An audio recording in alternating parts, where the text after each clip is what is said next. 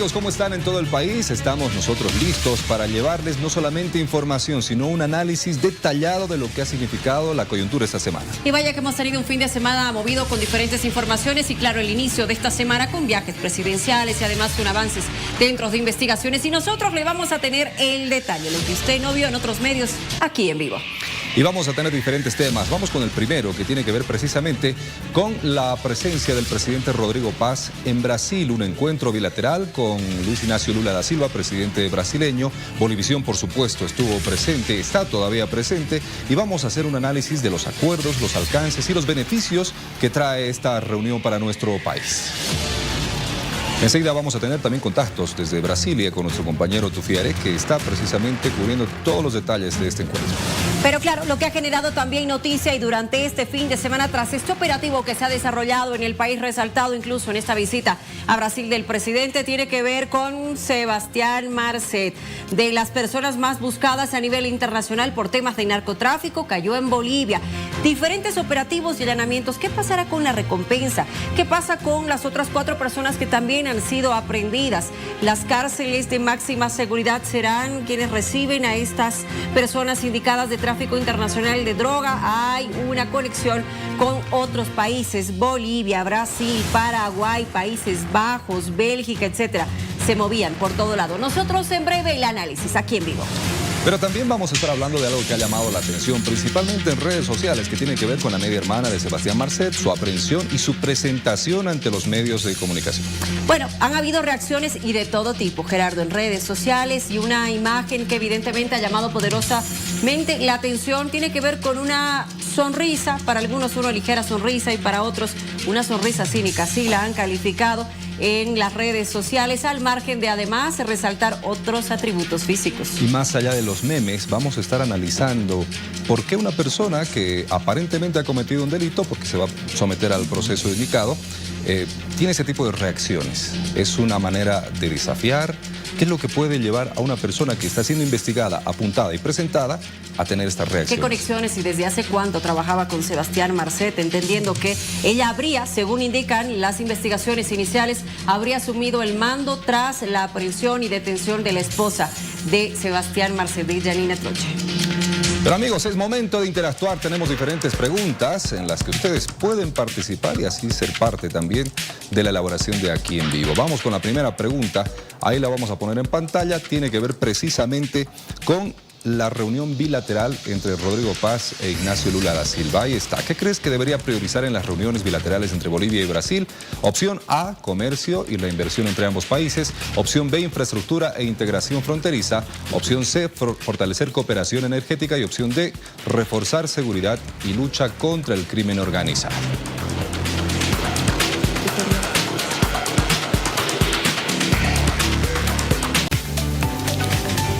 Bueno, se lo habíamos anunciado, Gerardo. Nuestro tema inicial tiene que ver con la presencia del presidente Rodrigo Paz Pereira en Brasil, tal cual se había anunciado. Un viaje del 16 y 17 de marzo al vecino país de Brasil con la firma de 5 acuerdos entre turismo, seguridad fronteriza, etcétera. Esto decía nuestro presidente en Brasil. Si queremos crecer, necesitamos asociarnos con aquellos que pueden generar inversión, tienen tecnología, conocimiento, pero además mercados. Brasil tiene capacidad de inversión, tiene la tecnología, tiene el conocimiento, pero además tiene un enorme mercado que no deja de pedir energía. Y Bolivia en los siguientes años tiene que generar esa energía, no solo para cubrir nuestros requerimientos internos, sino para poder exportar gas u otro tipo de energías que hemos llegado hoy día a acuerdos con el gobierno del Brasil a desarrollar. Bolivia también se quiere volver un nodo, una suerte de centro de repartición, una centro de distribuidor de energía, ya sea energía a través de los hidrocarburos, pero también la energía eléctrica que se genera en otras naciones a momentos de que a Chile le falta, a Brasil le sobra. Hay momentos que a Brasil le falta y a otras regiones le sobra. Y ahí está Bolivia con sus 5 fronteras y su capacidad de distribución y de generación de energía. Pero esos son objetivos que presentaremos en el muy corto plazo a través de nuevas normativas. El presidente Lula hemos quedado el primer día de acuerdo de que él en su versión dice los discursos no dan de comer, y yo le dije, bueno, nuestra versión es que las ideologías no dan de comer. Y ese ha sido un punto de encuentro inmediato, respetando posiciones, y lo que se desea es de que entendiendo la dimensión de Brasil, En Bolivia a veces no nos damos cuenta de la dimensión de Brasil como economía y presencia a nivel mundial. Entonces, Bolivia tiene que jugar un rol con sus 5 fronteras. Por eso no es discurso ofrecer a Chile puertos, no es discurso, porque Brasil es un mar de oportunidades y nosotros somos el nexo para ofrecer puertos a estas 5 fronteras. Hay que cambiar la mentalidad de los bolivianos. Nuestro principal problema no solo conlleva a la falta de un litoral, sino nuestro enclaustramiento mental. Este es el que tenemos que resolver. Y la apertura de fronteras significa la apertura de nuevos puertos de desarrollo, porque al final los puertos son de desarrollo. Intensa actividad del presidente Rodrigo Paz en Brasil y por supuesto la Red Bolivisión ha estado presente también en la capital brasileña haciendo la cobertura de todo lo que ha significado este encuentro bilateral. Nuestro compañero Tufi Are continúa en el lugar y le vamos a preguntar cómo ha sido la jornada y cuál es la evaluación después de todas estas reuniones que se han encaminado entre autoridades nacionales y brasileñas. Tufi, buenas noches. Muy buenas noches, Gerardo, Luciana. Estamos aquí en vivo directamente desde Brasilia, cerrando lo que ha sido la primera de 2 jornadas de reuniones entre los gobiernos de Bolivia y Brasil. Hoy se han reunido durante prácticamente 2 horas los presidentes Rodrigo Paz y Lula da Silva. Hay coincidencias en algo clave. Se necesita urgentemente incrementar la integración comercial de 2 países que tienen 3.000 kilómetros de frontera. Para lograrlo, hay una serie de proyectos e iniciativas que se tendrán que concretar. Además, ambos presidentes coinciden en que ninguna ideología puede trabar la integración, sobre todo comercial. Hace falta incrementar el comercio bilateral entre Bolivia y Brasil, que ha caído de tener $5.000 millones aproximadamente en integración comercial y negocios, actualmente está bordeándose los $2.000 millones. Ha mencionado Lula da Silva durante la presentación ya de los acuerdos bilaterales. Son 3 los acuerdos que se han suscrito. El primero de ellos, desarrollar el turismo. El segundo de ellos, desarrollar la integración energética entre Bolivia y Brasil. Para eso llevarán adelante un proyecto en la zona de Beni. Y finalmente han suscrito los cancilleres un acuerdo para luchar frontalmente contra el delito que afecta a los 2 países, sobre todo reforzando la frontera de ambas naciones. Ha sido una jornada muy intensa, con 2 horas de reuniones entre los presidentes, pero además en paralelo han desarrollado encuentros ministros de los 2 países. 9 ministros llegaron desde Bolivia hacia Brasilia. Además, se han reunido con un mayor número de ministros del gabinete de Lula da Silva. Hay coincidencias en que esto tiene que despegar, tiene que desarrollarse la integración comercial entre nuestros 2 países obligatoriamente, considerando que compartimos una frontera de más de 3.000 kilómetros. Ha estado además presente en este encuentro el gobernador de Santa Cruz, 2 viceministros y un plantel bastante importante de directores de algunas carteras de gobierno, además de medios de comunicación. Inmediatamente el presidente Rodrigo Paz ofreció una rueda de prensa en horas de la tarde y se refirió, por ejemplo, a la detención de Sebastián Marcet, que fue tratada con el presidente Lula da Silva, y además de otros temas como la oferta que ha hecho Bolivia de puertos que hay dentro de nuestro país para conectar el Atlántico con el Pacífico. Esta oferta la ha hecho al propio gobierno chileno y al propio gobierno brasileño. Entre otras cosas, el presidente Rodrigo Paz ha confirmado una reunión al menos anual entre Lula da Silva y Rodrigo Paz, pero en paralelo se van a reunir también los ministros de Estado. Sin embargo, Rodrigo Paz ha marcado que el desarrollo entre los 2 países se debe dar fundamentalmente por la integración entre empresarios. Por ese motivo, mañana se desarrollará en San Pablo una inédita reunión de 120 empresarios bolivianos con sus homólogos brasileños. Ha viajado el presidente Rodrigo Paz a San Pablo para impulsar esta reunión que se desarrollará el día de mañana martes. Esto es cuanto podemos informar desde Brasilia, aquí en vivo. Perfecto, gracias Tufi por todos los despachos que hemos estado recibiendo además durante toda la jornada. Mañana hay algunos otros encuentros. Lo importante es que hemos reflejado todos los detalles porque la Red Bolivisión está donde se está generando la noticia, en este caso en la capital de Brasil. Pero también para nosotros es muy importante la opinión de la gente que va interactuando en nuestra transmisión en vivo. Por eso le tenemos una pregunta y hay diferentes reacciones. La pregunta: ¿qué cree que se debería priorizar en las reuniones bilaterales entre Bolivia y Brasil? A ver, opción A, comercio y la inversión entre ambos países, tiene un 33%. Opción B, infraestructura e integración fronteriza, tiene 0%. Opción C, fortalecer cooperación energética, 17%. Y opción D, reforzar seguridad y lucha contra el crimen organizado, tiene un 50%. Así la gente está opinando con nosotros y es tiempo de que analicemos esta visita y esta reunión bilateral entre Bolivia y Brasil. Le quiero dar la bienvenida en primera instancia a Luis Fernando Romero, presidente del Colegio de Economistas de Tarija, que nos va a ayudar evidentemente con el análisis desde el ámbito económico. Buenas noches, Luis Fernando, y gracias también a Paul Coca, analista político, por estar con nosotros esta noche. Gracias, bienvenidos. Paul, inicio contigo. ¿Cómo ves o analizas esta reunión y acercamiento entre Luis Ignacio Lula da Silva y nuestro presidente? Hola, muy buenas noches. Hola, saludarte a ti, saludar a todos los que están viendo en este momento aquí en vivo, Bolivisión, saludar hasta la chura Tarija, Fernandito, un fuerte abrazo. Hay que tomar en cuenta, hay una encuesta que está haciendo Bolivisión en este momento. Yo respondería todas las anteriores.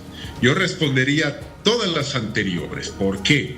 Porque la relación boliviano-brasilera no solamente es de un punto, es de muchos puntos por si acaso. Obviamente tenemos que hablar de un país que tiene casi 214 millones de habitantes. Es un mercado demasiado grande. Por otra parte, el flujo comercial, el flujo turístico, el flujo de estudiantes brasileños que están, por ejemplo, en las universidades de Santa Cruz. Claro. No nos olvidemos también que en obra y infraestructura, Brasil, hay un punto del Tratado de Petrópolis de 1903 que nos debe, que es el puente que va a unir Guayaramirim, Bolivia, con Guajará-Mirim, Rondônia, Brasil, donde es 1,5 kilómetros, pero Brasil tiene que financiar todo ese puente binacional. 88 millones de dólares es la inversión brasilera en ese puente que va a unir el Beni con, obviamente, Rondônia, el estado de Rondônia. Entonces, hablar de Brasil y estas relaciones que el presidente Rodrigo Paz ha anunciado que está en una nueva etapa, al margen de la ideología política que se tenga, es ratificar lo que ya sabemos. Brasil es un país vecino, es un país con el cual podemos comerciar y es un país con el cual tenemos que intensificar la balanza y flujo comercial, mucho más que nuestro país requiere mayores inversiones extranjeras. Y obviamente Brasil, no digo que es un país amigo, pero es un país vecino que siempre está ahí, una economía grande, como decía hace rato, 214 millones de habitantes, a los cuales hay que ver qué puede invertir Brasil fuera del rubro energético, que lo ha hecho a través de Petrobras muchos años anteriores, y qué podemos como Bolivia exportar al país brasilero. Fernando, te saludamos también desde aquí en vivo y vamos a enfocarnos un poco en el aspecto económico de esos acuerdos o preacuerdos que se han ido firmando durante esta jornada. ¿Cuán complicados pueden ser implementarlos y de cuánto tiempo estaríamos hablando para ver ya algunos resultados? ¿Qué tal, Gerardo, Luciana, Paul? Un gusto saludarlos en esta noche. Bueno, no es algo sencillo porque es parte de un proceso. Brasil está dentro de las 10 economías más grandes del mundo. De hecho, es la primera de Latinoamérica y el Caribe. Unos datos interesantes que nos va a dimensionar el tamaño de Brasil es de que con este país tenemos 3.423 kilómetros de frontera, la segunda más extensa de América del Sur y la octava del mundo. Entonces, como decía Paul, es un mercado muy grande, casi 250 millones de habitantes. Lastimosamente, tenemos continuamente un déficit comercial. A pesar de ello, es el segundo país al cual exportamos más, en este caso después de China, más de 1.200 millones de dólares la gestión pasada, pero lastimosamente, reitero, un 80% de esas exportaciones es principalmente gas natural. Entonces, se ha hablado mucho de una integración económica que me parece muy importante, también apuntando a la seguridad nacional, porque tenemos una extensa frontera. El tema de hidrocarburos y energías era algo innegable que se iba a tocar, y también facilitar el comercio exterior. Sin embargo, esta relación estratégica que se está buscando en ambas naciones no solamente debe ser entre el sector público, sino en el sector privado. Han viajado como 80 empresarios, me parece muy inteligente por esa vía, pero reitero algo que ya lo he comentado en otros análisis. Brasil es un país gigante y nosotros necesitamos más de Brasil que Brasil de nosotros, de Bolivia. Además, recordando de que cuando Lula da Silva fue presidente, igual no apoyó plenamente al gobierno de Arce Catacora, porque su gobierno y su persona son bastante pragmáticos. Más allá de la afinidad o el acercamiento ideológico, ellos han exigido, y lo mismo va a exigir al gobierno boliviano, que primero su economía se estabilice, y al igual que los empresarios españoles, los brasileños van a exigir que exista seguridad económica y jurídica, que por el momento no brindamos. Hay que entender esto como un proceso de mediano a largo plazo, donde se ha dado el puntapié inicial el día de hoy. Yo creo que algo histórico y muy importante, pero necesitamos hacer la tarea en casa, ¿no? Necesitamos la implementación de reformas económicas, estructurales y también reformas normativas y reformas institucionales que te permitan implementar leyes, que te permitan diversificar la matriz energética y productiva del país, que te permitan industrializar poco a poco, porque en este momento no somos una competencia para nada para Brasil y en todo caso ellos nos pueden inundar de más productos, pero creo que es un gran reto que debe asumir el sector público y el sector privado del país para que paulatinamente podamos ofrecer. Por el momento solo vendemos gas natural, debemos apostar a los productos no tradicionales, pero eso es parte de una ruta crítica que por el momento nos va a tomar un tiempo, porque en ese caso lo más prioritario es estabilizar al país. Luis Fernando, sigo contigo, por favor, si me permites la consulta. ¿Qué opciones tendríamos entonces dentro del mercado de Brasil? Al margen del tema gas, ¿qué opciones tendría Bolivia? Entendiendo que sí, Brasil tiene una gran cantidad de población, muchísimo más que la nuestra, pero también es un productor por excelencia. ¿Dónde podríamos ingresar como espacio para Bolivia en el tema económico? Yo creo que en el tema de energías, ¿no?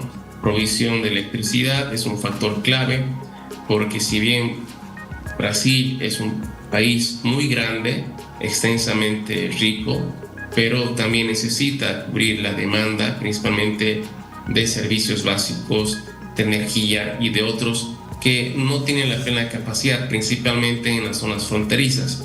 Es ahí, pues lo dijo el mismo Rodrigo Paz, nosotros nos adentramos a Brasil y es, creo que, un factor geopolítico y además hasta geográfico por naturaleza, donde nosotros podríamos contribuir, principalmente con la energía. Ahora, la energía evidentemente va a tener que ser por no la tradicional, por gas natural, porque en todo caso nosotros tenemos ya cada vez menos producción y vamos a depender tal vez hasta de una futura importación del mismo, pero creo que la energía hidroeléctrica es fundamental. Creo que tenemos un potencial importante. Además, el mercado brasileño requiere este tipo de energías. Por el momento creo que sería lo más factible también en cuanto a tierras raras y además posiblemente otro tipo de integración comercial, ¿no? Pero en este momento, a corto plazo, tenemos muy poco que ofrecer. Somos una economía poco diversificada, nada industrializada, con valor agregado yo creo que muy limitado, pero en el tema de la explotación de recursos naturales que generen energía, creo que es el principal potencial que tiene a corto plazo el país y Bolivia, sobre todo en ese sentido creo que es importante llegar a ese tipo de acuerdos.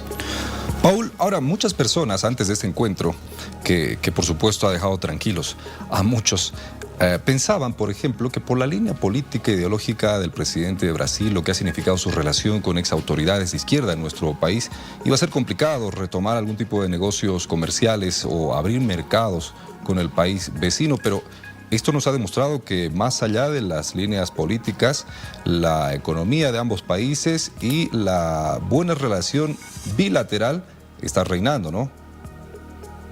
Brasil no es Cuba, Brasil no es Venezuela, Brasil no es Nicaragua. No hay un aislamiento socialista como estos países que he mencionado de nuestro continente. El caso brasileño es un país pragmático, es un país que le gusta respetar las democracias en la región, porque una economía como la brasilera, que está entre las 10 economías mundiales, no va a ser obviamente un aislamiento internacional propio al estilo cubano, venezolano o nicaragüense. Por otra parte, lo que ellos van a hacer es ver con quiénes van a tener relaciones diplomáticas, cuáles son sus vecinos, cuáles son sus amigos y lo más importante, con quiénes vamos a generar lucro, porque aquí estamos hablando de dinero.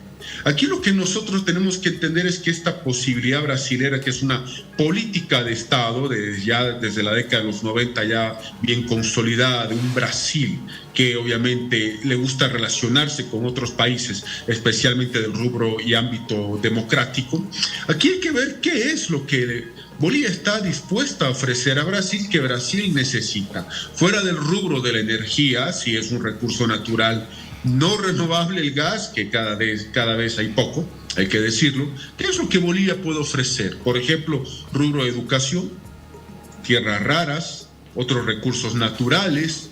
¿Qué es lo que Bolivia puede ofrecer al empresariado brasilero para hacer atractiva la inversión en Bolivia y por ende la generación de empleos en Bolivia? Por eso es importante las mesas que ya están habiendo entre empresarios bolivianos y empresarios brasileros. ¿Cómo hacemos que ese brasilero decida invertir en Bolivia y generar empresa en Bolivia, por ejemplo? Claro, hay que dar obviamente un primer concepto llamado seguridad jurídica, por supuesto, al margen de los vínculos comerciales, históricos, de límites, etcétera, que sí, ya se han hablado por demás y en demasía. ¿Qué es lo que Bolivia puede ofrecer a ellos? ¿Por qué? Hay que decir al brasilero qué es lo que el país está dispuesto a ofrecer. Porque obviamente una economía pujante, hay que ver que, decía Fernando hace rato y es cierto, Bolivia necesita más de Brasil que Brasil de Bolivia. Y si bien yo hace rato hablaba del puente binacional, que obviamente se está construyendo ya y Brasil está pagando $88 millones para unir Guayara Mirim Beni con Guayara Mirim Rondonia, es porque Brasil no quiere tener ningún tema pendiente históricamente hablando con Bolivia, y el punto pendiente era este puente del Tratado de Petrópolis 1913 y Guerra del Acre.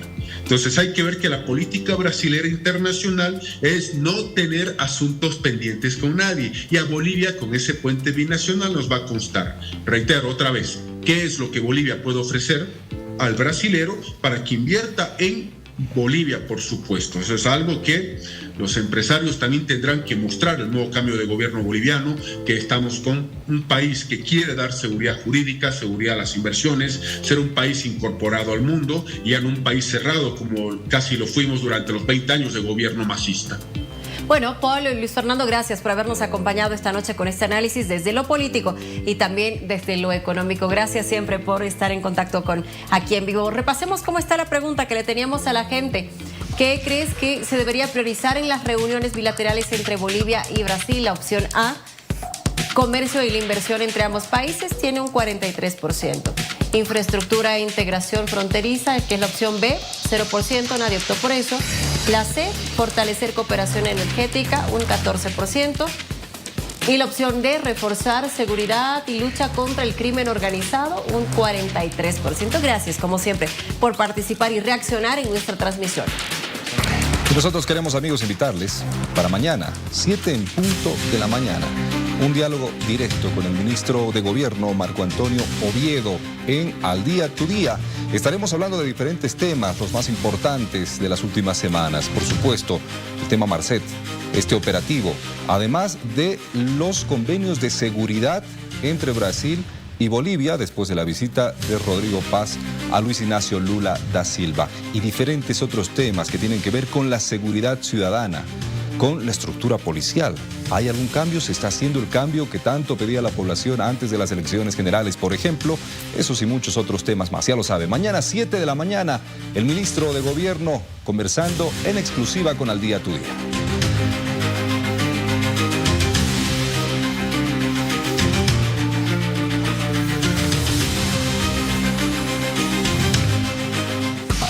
Nosotros nos vamos a anticipar un poquito para seguir analizando cómo se ha desarrollado este operativo que hoy lo ha resaltado el presidente Rodrigo Paz en Brasil, este golpe que se ha dado al narcotráfico. Le preguntamos a la gente en nuestra transmisión, ¿la captura de Marcet mejora la imagen internacional de Bolivia? Sí, con un like la gente está con un 75% en la votación, no un 12.50% y poco 12.50% de igual manera. Así la gente va participando con nosotros en redes sociales. Les recuerdo, sí con un like, un no con un me encanta y un emoji triste poco. Así que vamos a hablar del tema. Gerardo, le quiero dar la bienvenida a nuestro invitado, es el coronel Jorge Santiesteban, experto en temas de seguridad del Estado, que tiene la gentileza de estar con nosotros. Un gusto saludarlo nuevamente, coronel. Buenas noches. ¿Cómo está, Luciana? Muy buenas noches. Un placer. Quisiera, por favor, de manera inicial, que nos haga una evaluación de cómo ve que se ha desarrollado este operativo el pasado viernes en Santa Cruz y los allanamientos posteriores. ¿Qué características usted podría resaltar? Desde el punto de vista táctico, ha sido una operación muy bien planeada, que prácticamente fue impecable.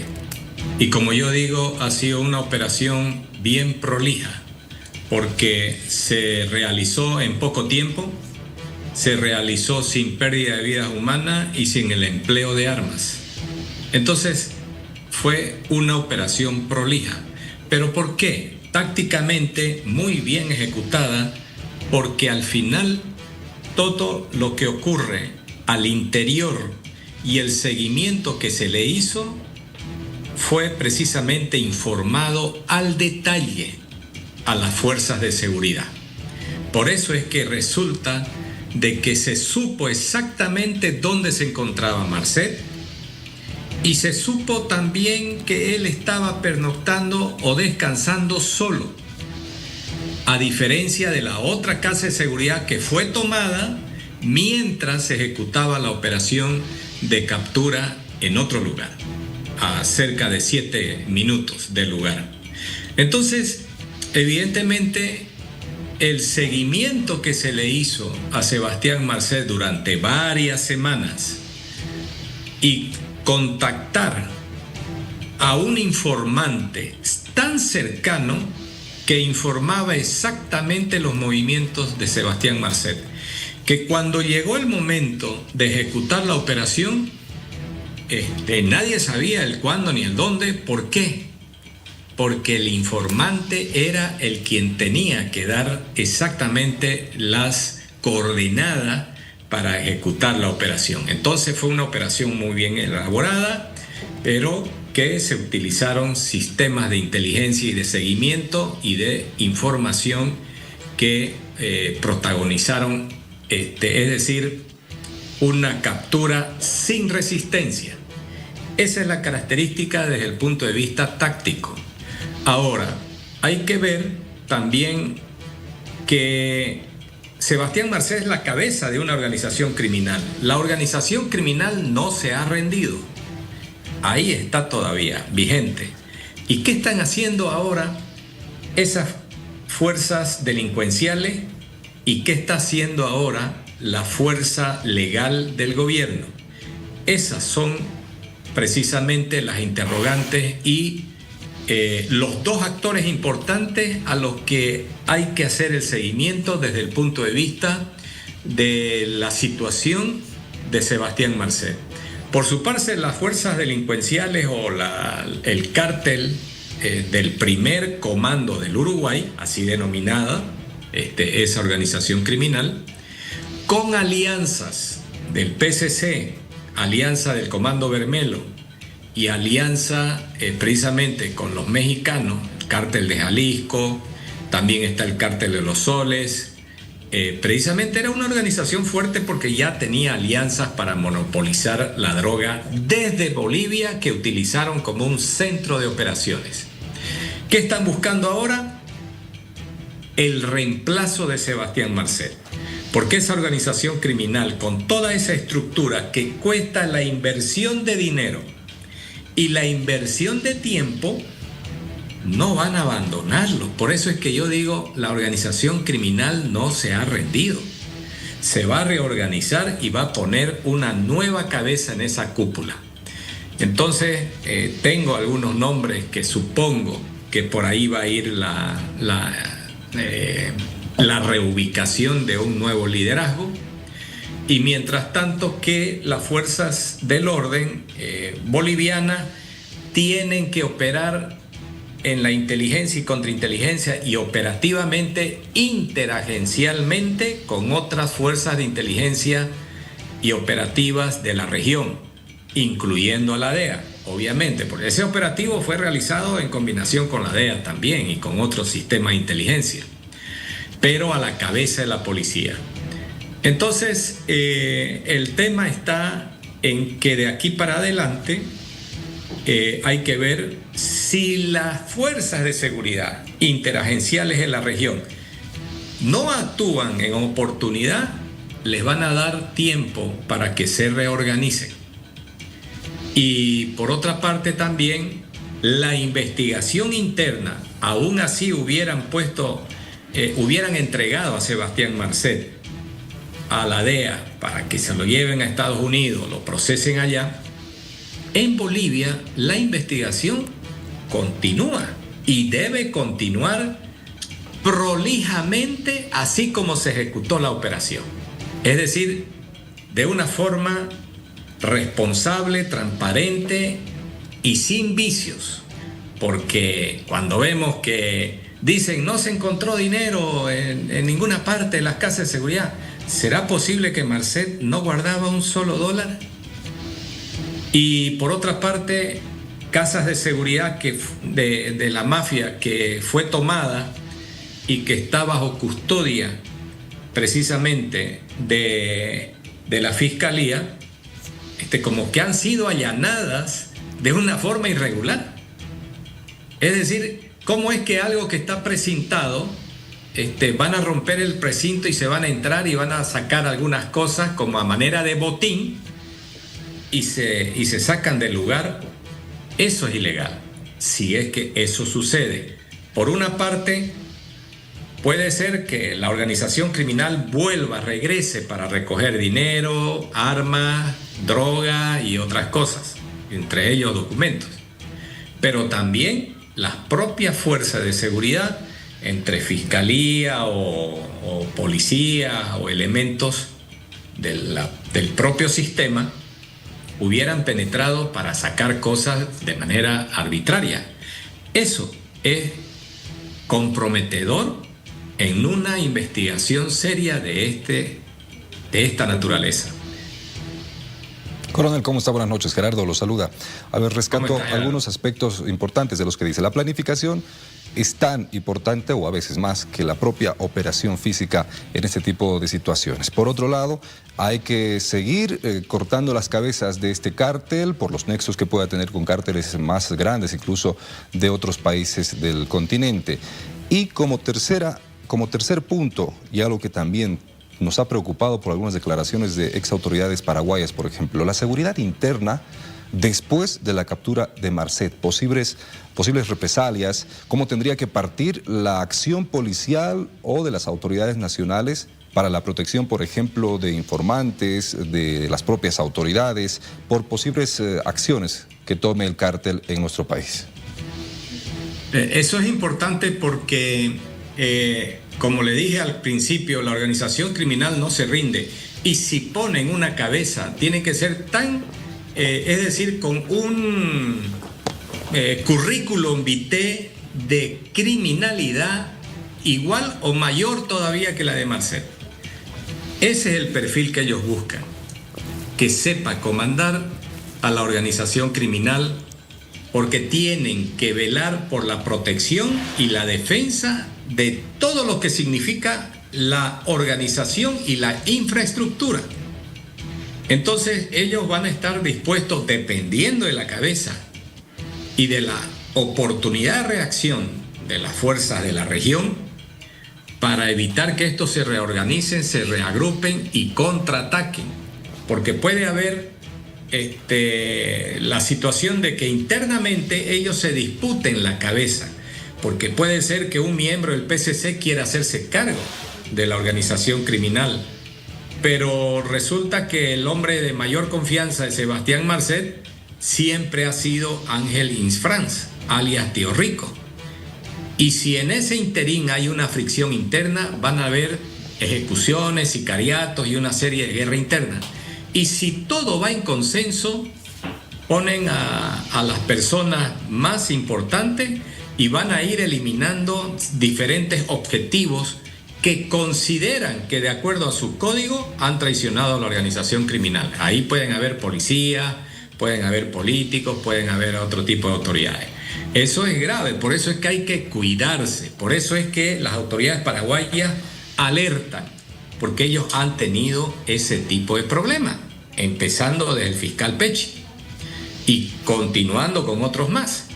Entonces en Bolivia han habido ejecuciones, pero han sido ejecuciones por traiciones internas entre ellos y con algún que otro político por ahí. Pero más allá de la captura de Sebastián Marcet, esto puede ser un poco más profundo, puede ser un poco más serio.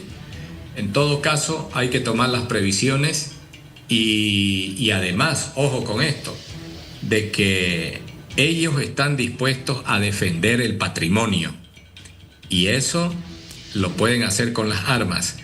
Tenemos aproximadamente, se calcula, de que son 250 miembros del PCC, solamente el PCC, aparte del primer comando del Uruguay que comandaba precisamente Sebastián Marcet, con uruguayos, con paraguayos y con bolivianos.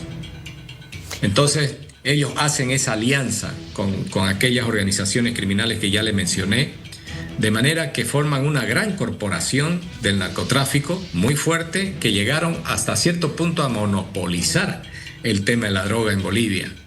Entonces, todo eso lo lograron con el apoyo de autoridades, pues no es que ellos solo porque fueron más fuertes, no, la red estaba en todas partes. Coronel, antes de despedirlos, tenemos una pregunta que la hemos presentado a la población, ya están participando y queremos saber también su opinión. ¿La captura de Marcet mejora la imagen internacional de Bolivia? ¿Sí? ¿No? ¿Poco? ¿Qué opina usted? Mejora la imagen de Bolivia por cuanto hasta hace poco ninguno de los países de la región intercambiaba información por la desconfianza que tenían. Entonces, obviamente que ahora van a trabajar en conjunto y la situación les obliga a eso. Entonces, poco a poco se va a ir avanzando hasta que se recupere la confianza en el Estado boliviano y el ciudadano boliviano no sea visto como narcotraficante. Claro que sí mejora. Le agradecemos mucho, Coronel Santiesteban, por habernos acompañado esta noche aquí en vivo y por su análisis, claro, en temas de seguridad. Muchas gracias, buenas noches. Que le vaya muy bien. Buenas noches. Muchas gracias. Bueno, pero evidentemente han habido diferentes declaraciones tras lo sucedido el pasado viernes. Fue primero el presidente Rodrigo Paz quien habló de este operativo, luego el ministro de Gobierno, que también ahora último ha emitido la siguiente declaración, y esto tiene que ver con la recompensa que daba Estados Unidos. Seguramente se van a hacer los trámites ante el gobierno de los Estados Unidos. Irán a dar primero a los policías que han trabajado en esto, después irán a fortalecer a la institución policial, que corresponde a una policía que tiene recursos muy limitados. Somos muy buenos para pedir resultados, pero no somos muy buenos para darles recursos. Bueno, ahí estamos escuchando las palabras del ministro de Gobierno que hablaba en torno a la recompensa. Le quiero dar la bienvenida, por favor, a Ramiro Llanos, exdirector del régimen penitenciario, que tiene también la gentileza de conversar con nosotros. Don Ramiro, buenas noches. ¿Cómo están las cárceles en el país? ¿Por qué trasladar a personas de este calibre? ¿No tenemos en Bolivia la seguridad suficiente para poder albergar a estos delincuentes, si vale el término, o expertos en temas de narcotráfico? Bueno, no se tiene, pues ya lo hemos dicho varias veces, hay una tolerancia a lo ilícito en las cárceles, hay una expectativa cuando hay una persona de este calibre que entra a las cárceles, a quienes quieren aprovecharse y vivir de los retazos, digamos, de lo que ha quedado de las detenciones, y allí los esquilman y se utilizan adecuadamente, y además el ingreso de cosas prohibidas. Ya mismo en Paraguay, la esposa de este señor, han visto los reportes, tenía privilegios celulares, una serie de elementos alejados de la convivencia normal, como perfumes caros, etc. Lo mismo en nuestras cárceles bolivianas. Lamentablemente no se puede hacer esto porque el dinero corrompe, el dinero genera ilicitudes, y esto ya es de muchísimos años, ¿no? Por más que pongamos una cárcel muy formal, depende del nivel del de educación del penitenciarista, y lamentablemente no tenemos formación en los penitenciaristas. Está la gente que no tiene experiencia en estos lugares y se quiebra pues ante el dinero, se quiebra ante la delincuencia, y allí se hace todo tipo de actividades ilícitas. Por eso es que seguramente se toma la decisión de expulsar a estas personas y llevarlos a lugares donde puedan tener procesos mucho más adecuados para que se conozcan a otros involucrados. Señor Llanos, buenas noches. Por lo que nos dice y por lo que vamos escuchando que sucede dentro de las cárceles, ¿el término cárcel de máxima seguridad queda solamente en título en nuestro país? Sí, hemos construido, cuando yo he estado en régimen penitenciario, el PC7 allí en Santa Cruz, ese era el de máxima seguridad. Hemos hecho un laberinto para que allí la gente no pueda estar fuera, pueda tener que vivir de manera aislada, solamente unas horas en patio, así como las cárceles formales. Pero lamentablemente las instancias judiciales han quebrado esto, han permitido ingreso de gazafas, de servicio eléctrico, etcétera, y se distorsiona. Es decir, nuestras instituciones son penetradas por el narcotráfico, todas, el órgano judicial, el Ministerio Público, la policía. Y entonces, cuando estas instancias no respetan un nivel penitenciario, que no tenemos una ley del sistema penitenciario autónoma que pueda resolver los casos como el de estos señores que ingresan, donde hay mucha presión política y mucha presión económica, pues se quiebran todos los mandos, ¿no? Es decir, miren, si tenemos una policía formal, pues si quiere cumplir algo, el órgano judicial ordena que le den ciertos privilegios a esos señores que están en cárcel, y entonces el policía tiene que cumplir la ley, la dogmática jurídica que se dice, y entonces una resolución judicial puede hacer que entren algunos objetos para mejorar sus beneficios, por decir un ventilador. Pero el ventilador no funciona solo, tiene energía eléctrica, y en las de máxima seguridad pues no tienen acceso a energía eléctrica, pero cuando ordena el juez se tiene que buscar la manera de jalar un cable, y entonces se distorsiona todo. Por eso es necesaria una ley que le dé al penitenciarista autonomía. Y entonces cuando el juez define la detención preventiva o la sentencia de un privado de libertad, ya no deberían involucrarse ni fiscales, ni policías, ni jueces. Allí es el penitenciarista con la ley de ejecución de penas nueva que se tiene que construir para que allí ellos procedan y todos estén en igualdad de condiciones, sean ricos, pobres, narcotraficantes, delitos de sangre, violadores, etcétera, todos bajo un régimen de disciplina, trabajando, etcétera, sin las condicionantes externas que genera la delincuencia. Eso hay que hacer, pero estamos hablando hace mucho tiempo de todo esto, ¿no? Pero lamentablemente las autoridades no corresponden, diríamos, en el criterio que nosotros expresamos, y cada vez estamos de tumbo en tumbo, y lamentablemente así tenemos que hacer que la gente vaya a otros países para que se resuelvan estos asuntos, ¿no? Y por eso están saliendo seguramente muchos para evitar estas ilicitudes que generan nuestros mismos operadores de justicia. Bueno, don Ramiro, le agradecemos mucho como exdirector del régimen penitenciario. Nos ha dado también su punto de vista y el análisis de cómo están las cárceles en el país. Gracias, que le vaya muy bien. Hasta luego, gracias, buenas noches. Buenas noches, pero este tema tiene muchísimas aristas que vamos a intentar analizar también más adelante, Gerardo.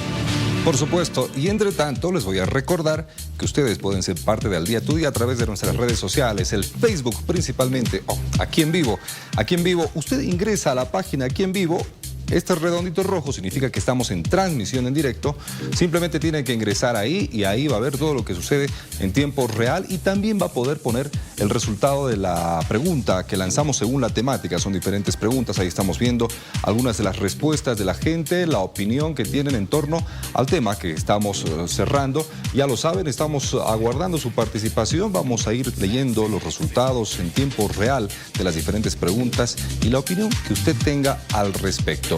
Que por cierto, también vamos a esperar su opinión en lo que viene a continuación, porque en unos minutos vamos a estar haciendo un análisis desde el aspecto psicológico de lo que ha significado esta imagen que ha llamado mucho la atención. Una de las implicadas en el caso Marcet, que al ser presentada mostraba una sonrisa que ha generado todo tipo de repercusiones, principalmente en redes sociales, entre memes y también algunos análisis que se hacen de una conducta de este tipo. Ya volvemos con una especialista.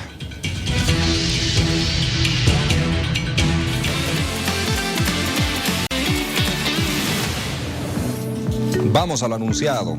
La captura de las personas que acompañaban a Sebastián Marcet ha generado este tipo de reacciones en las redes sociales y más allá de los memes, que ahorita vamos a ver algunos, vamos a estar haciendo un análisis psicológico del comportamiento y la imagen que nos dejó la captura de la media hermana de Marcet. Ahí vemos, por ejemplo, una de estas imágenes que es de las más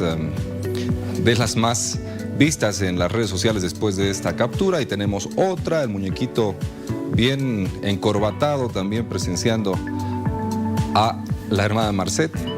Esta cosa bonita, cosa bien hecha, cosa hermosa, un meme también clásico de Don Ramón que ha sido utilizado para este momento. Pero Luciana, lo decíamos, más allá de los memes, de la creatividad de quienes los crean, además, tenemos que hacer un análisis de lo que significa, qué puede llevar a una persona que está siendo presentada ante no solo todo un país, sino ante toda la región, con vínculos tan delicados, mostrar esa expresión, una sonrisa en este caso, que ha generado diferentes opiniones, ¿no? Claro, y es que generalmente cuando se presentan este tipo de casos, o bueno, ya sea cual sea el delito, la persona se muestra avergonzada, agacha la cabeza, etcétera. Algunos sí emiten algunas declaraciones, pero vamos a analizar la actitud. ¿Te parece? Está con nosotros Giomar Bejarano, ella es psicóloga, y nos va a ayudar a entender un poco. Qué gusto saludarte, Giomar de Tiempo, bienvenida.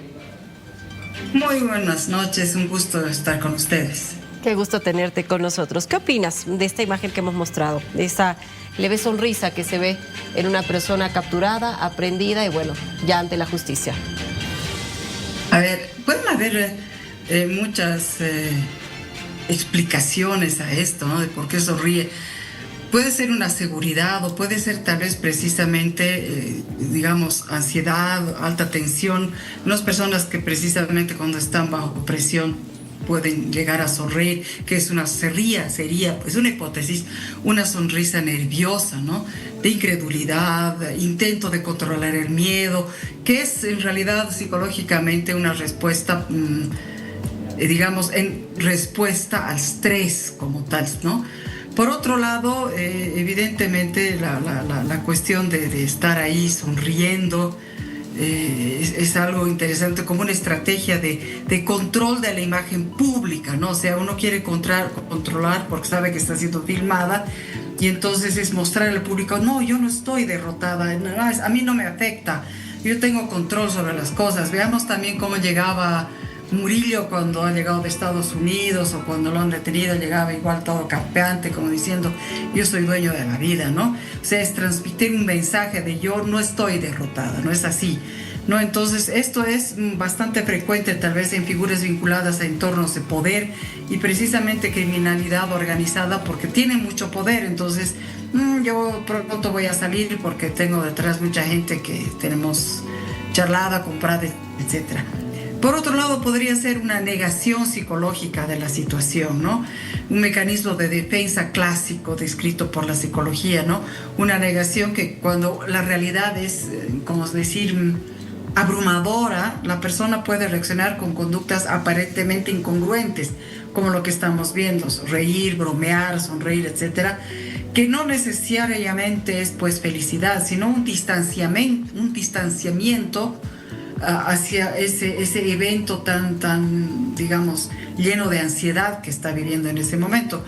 Y por otro lado, y esto es interesante, pensar que puede ser una comunicación implícita hacia terceros, ¿no? Que es precisamente tal vez lo que ha generado en las redes, ¿no? Ese enamoramiento que tiene a través de las redes, porque se sabe bonita, se sabe joven, se sabe sexy, entonces implica a terceros, ¿no?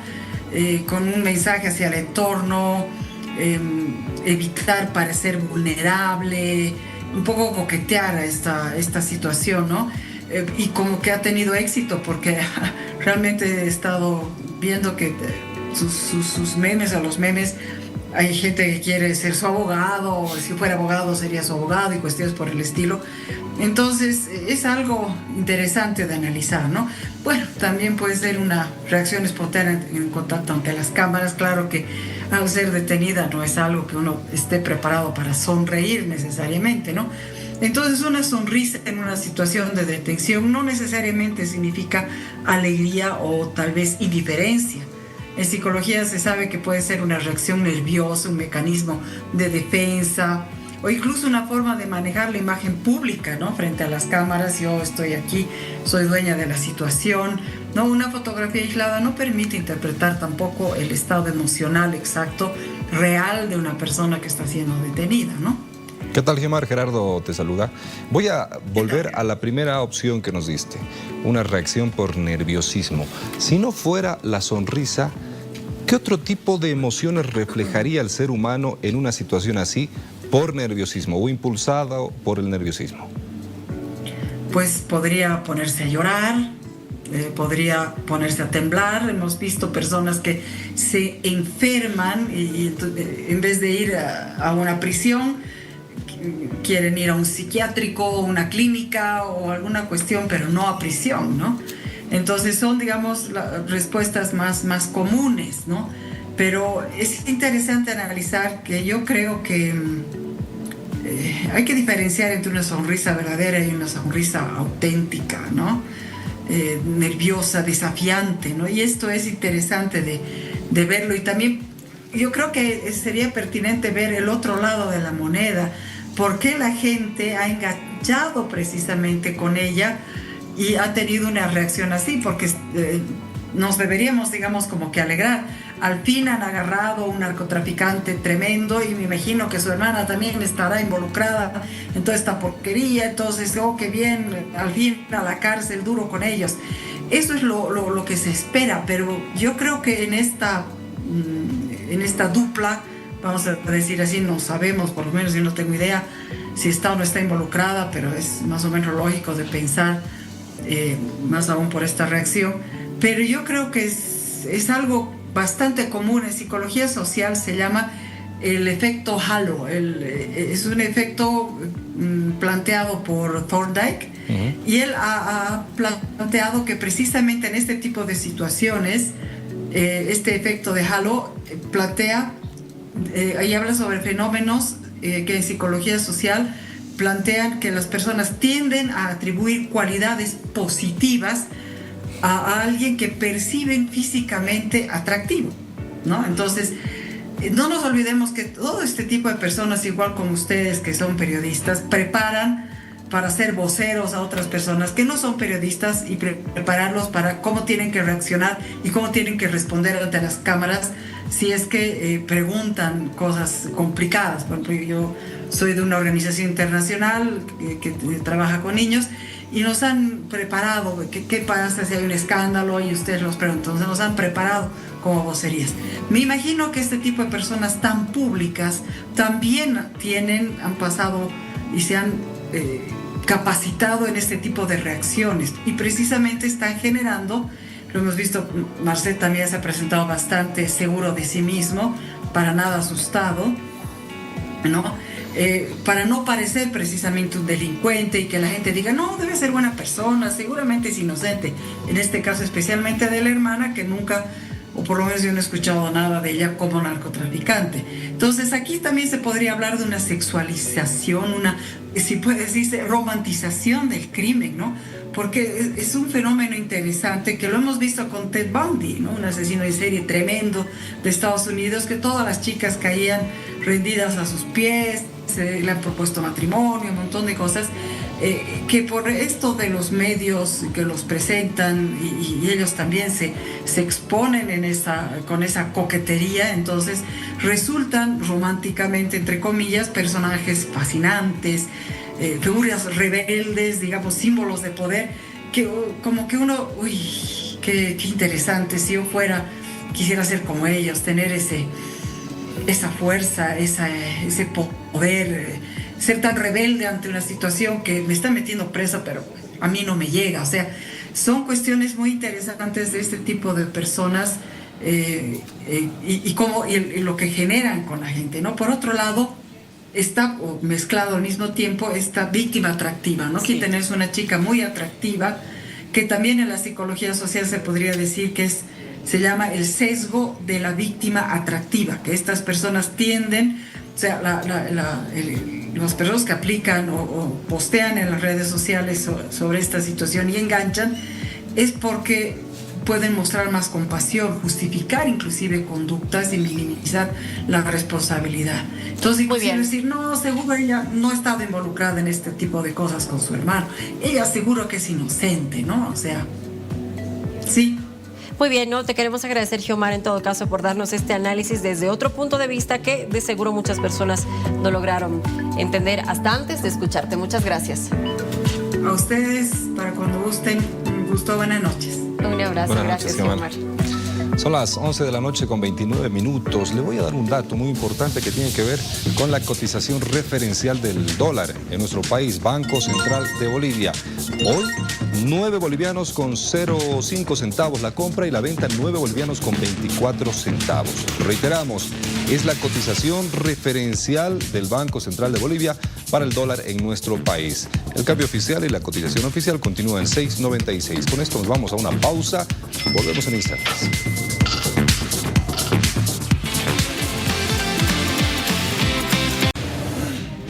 Amigos, retornamos. Miren esos uniformes, todo listo para ir a alta montaña y media montaña, me decía, ¿no? El mayor Hidalgo nos acompaña, segundo comandante del Regimiento de Infantería, para hablar del reclutamiento del servicio militar. Hasta el 20 de marzo es el límite, Luciana, y vamos a conocer más detalles. Mayor, bienvenido, y a todo su personal también. Muchas gracias, agradecer a toda la ciudadanía, agradecer el espacio que nos brindan. Soy el mayor diplomado de Estado Mayor Jorge Alejandro Hidalgo Rejas, segundo comandante del Regimiento de Infantería Andino 25 Tocopilla. El ejército, en apego a su mandato constitucional, a la Ley Orgánica de las Fuerzas Armadas, a la Ley 954 y al Decreto 3078, convoca al servicio militar obligatorio a todos los ciudadanos y ciudadanas a presentarse en los regimientos y centros de reclutamiento de entre los 17 y 22 años de edad para poder prestar su servicio militar obligatorio. En esta oportunidad, el Regimiento de Infantería Andino 25 Tocopilla, acantonado en la localidad de Curaguara de Carangas, dependiente de la Gran Unidad de Combate de Oruro, la segunda división, convoca a todos los jóvenes a que puedan ser parte de esta familia andina y prestar su servicio militar obligatorio. Tengo acá acompañado, nosotros estamos capacitados y entrenados en lo que es alta montaña y media montaña. Perfecto. Bueno, ¿cuál es el objetivo central de esta convocatoria? Tenemos los cupos que son limitados. ¿Todos los años se ha tenido participación al 100% de los jóvenes que quieren postularse? Básicamente sí, ¿no? Y la invitación está aperturada hasta el 20 de marzo para que puedan completarse los efectivos en los diferentes recintos, en los diferentes centros de reclutamiento. Entendiendo que es un deber y una obligación. Es de carácter obligatorio para el personal masculino y voluntario para el personal femenino. Antes de conocer detalles de los uniformes que llama mucho la atención, sí, claro, vamos a conocer un testimonio, ¿le parece? Nos acompaña un soldado, todavía en el servicio militar. ¿Hasta cuándo va a ejercer su servicio? Él se ha reclutado el 19 de enero. ¿Ya? A ver, él va... Recién ingresado. Recién ingresado. Perfecto. Tu nombre, por favor, bienvenido. Muy buenas noches a toda la teleaudiencia. Quien les habla es el soldado Gerson Cusi Siñani. Yo soy del departamento de La Paz, de la ciudad del Alto, de la provincia de Murillo. Yo me recluté el 19 de enero en el Regimiento de Infantería Andino 25 Tocopilla y ya voy 2 meses pasando el periodo básico individual de combate. ¿Cómo te sientes? Como tal, es una experiencia muy linda. Claro, es algo nuevo como tal. ¿Es duro? Es duro, es una exigencia porque la verdad siempre nos exigen tener periodos. Para todo joven boliviano es nuevo ingresar al cuartel y ver que en el ejército se manejan por horas, por periodos, tener un periodo para levantarse, un periodo para almorzar, un periodo para descansar y descansar. Es algo nuevo, pero a la vez que como un joven boliviano te forma y te forja tu carácter, te hace volver más responsable y disciplinado a la vez. Disciplina, eso, de hecho la palabra central. Veamos los uniformes, ¿te parece? Sí, por favor, sí. Buenas noches, iniciamos la descripción. Muy buenas noches a todos los televidentes. Soy el subteniente de Infantería, Eric Jiménez Enríquez, destinado actualmente en el Regimiento de Infantería Andino 25 Tocopilla. Yo les voy a dar a conocer lo que es la configuración del uniforme de nieve, el cual es para alta montaña, a partir de los 4.000 metros sobre el nivel del mar para arriba. El cual la configuración del uniforme nieve es a partir del casco. En la parte superior tenemos los headphones, que es la comunicación que tenemos de cordada a cordada y mantener la disciplina del ruido.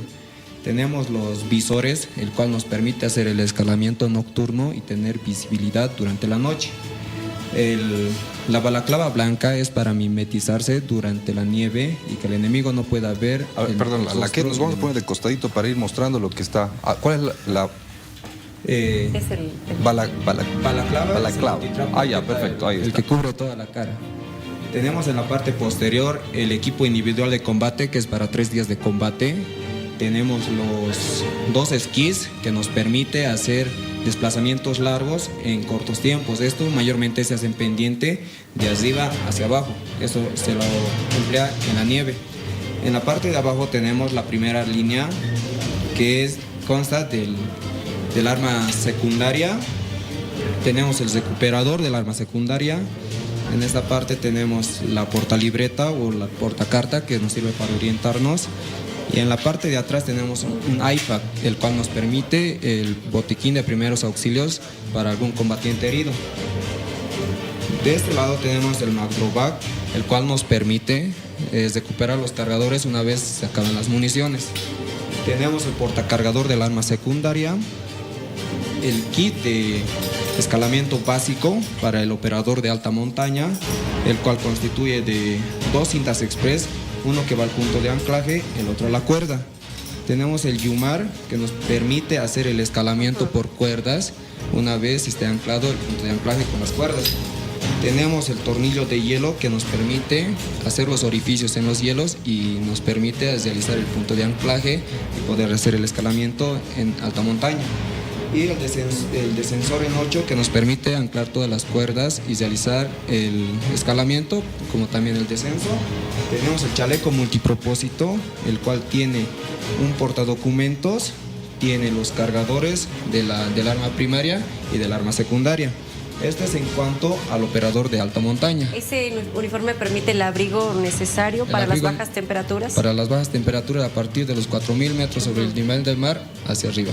Muy bien. En media montaña usted es el que está aportando, ¿verdad, teniente? Exacto. A ver, por favor, expliquemos un poco. ¿Y en qué se diferencia con el de alta montaña, no? Bueno, ya soy el subteniente escalador militar Mateo Samuel Barrera Maldonado, actualmente destinado al Regimiento de Infantería Andino 25 Tocopilla.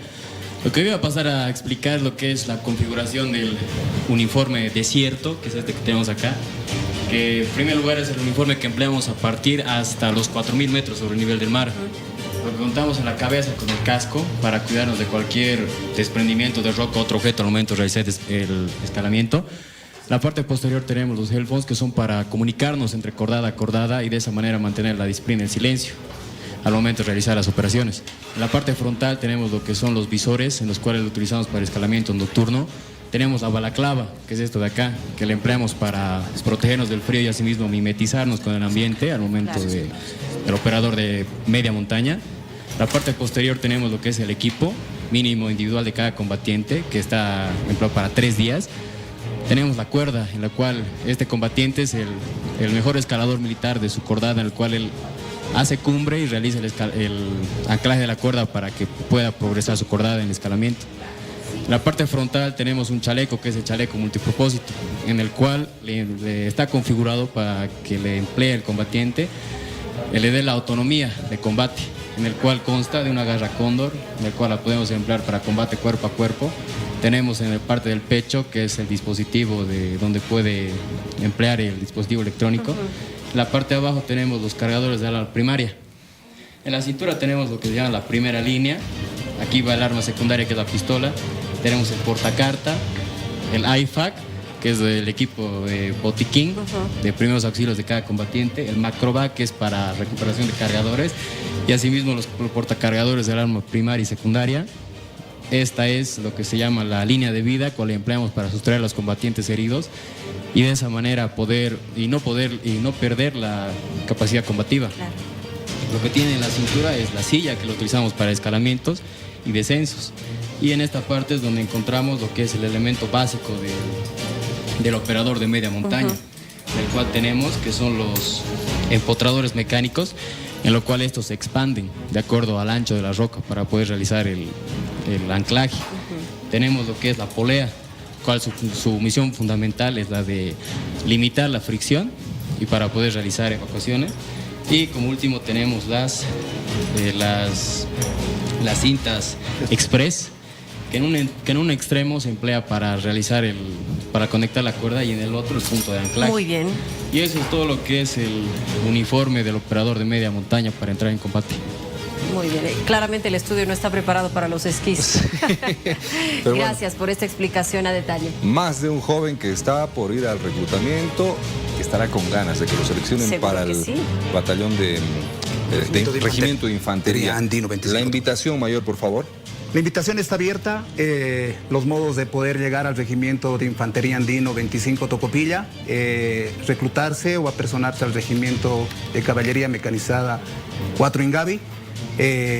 Portar con los requisitos importantes, que es el carnet de identidad, el certificado de nacimiento, su tipo de sangre y la cuenta bancaria aperturada del Banco Unión.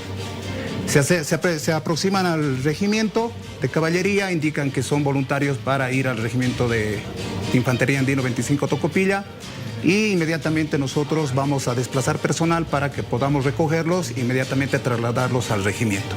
Perfecto. Muchas gracias, mayor, por acompañarnos. Gracias. Soldado, lo propio, tenientes.